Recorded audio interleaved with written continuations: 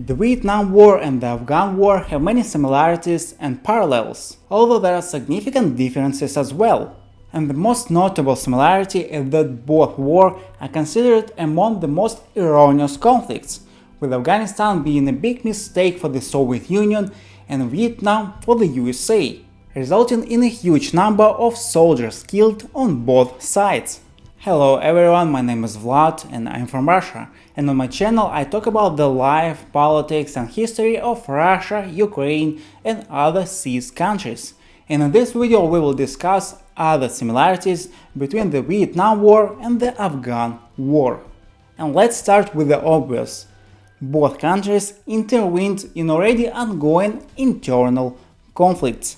In Vietnam, a long-standing war was already underway when Americans began to massively deploy their troops. The troop deployment occurred in 1965, while military actions in the region had been ongoing since the late 1950s, and conflicts in the region had been nearly continuous since 1945. As for Afghanistan, the civil war there lasted somewhat shorter. Nonetheless, it began a year and a half before the Soviet troops were deployed. Thus, the similarity between the conflicts lies in the superpowers' intervention in the conflicts to protect their own interests in the region. Both countries initially believed that their troops would not be massively involved in the combat, but would guard strategically important sites. For both countries, the wars became extremely protracted, which was of course not anticipated by their leadership. Soviet troops were in Afghanistan for nearly 10 years, and American troops for about 8 years. This refers to the full-scale deployment of troops. The Soviet leadership expected a very quick resolution of the conflict. Moreover, they had such an experience in Afghanistan in 1930s, when Basmati camps were destroyed in just a few days. The Americans also tried to quickly deal with Vietnam, which often explains the extreme brutality of the war they waged. So why did the wars turn out to be so protracted?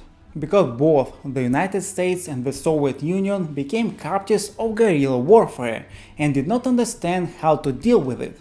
Despite the relatively weak training of the local Vietnamese forces and lack of weapons, Viet Cong became a formidable opponent for the Americans, capable of not only defending effectively, but also conducting attacks. A similar situation occurred with the Afghan Mujahideen. Despite the technological inferiority of their weapons, at least at the beginning of the war, they managed to resist the Soviet army effectively. In particular, in guerrilla warfare, it's important to note the locals' ability to utilize the terrain. In Vietnam, this meant impassable jungles, and in Afghanistan it was mountainous terrain. Vietnam and Afghanistan became battleground for superpower confrontation and hybrid warfare. In both cases, the opponents of the superpowers were actively supported by their ideological adversaries. Despite the Soviet Union's not participation in the Vietnam War, the government sent hundreds of units of weapons to Vietnam, ranging from rifles to tanks and missiles. Naturally, the Soviet government supported the Vietnamese communists and their struggle against American imperialism. Other socialist countries such as China and North Korea also supported Vietnamese. A symmetrical response was the subsequent support of the Mujahideen and other insurgents in Afghanistan. The United States provided significant support to the Mujahideen, amounting to millions of dollars. For example, the Stinger missiles, which the Mujahideen fought Soviet aviation, were supplied by the Americans. And the CIA also conducted secret operations in Afghanistan.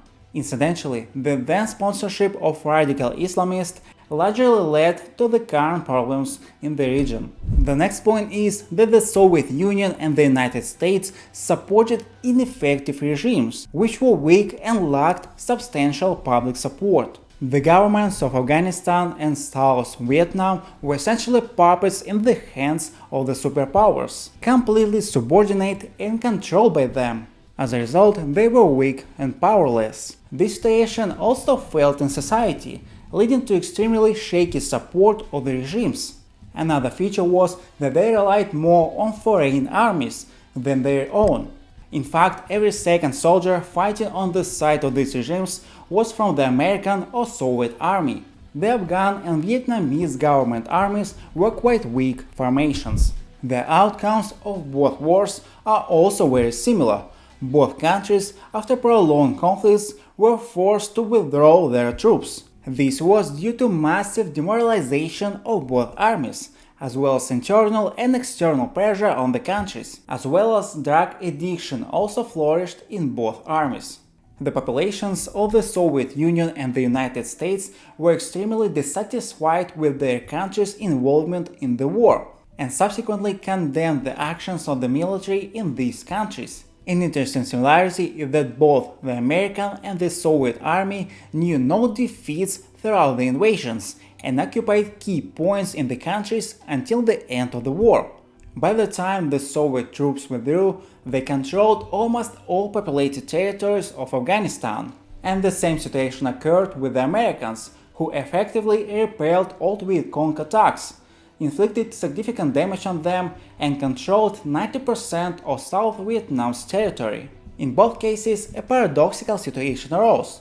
Both countries seemed to control the territories, but the wars of attrition forced them to withdraw their troops. As a rule, both wars are considered the first defeats for the United States and for the Soviet Union, although this is also a rather controversial issue.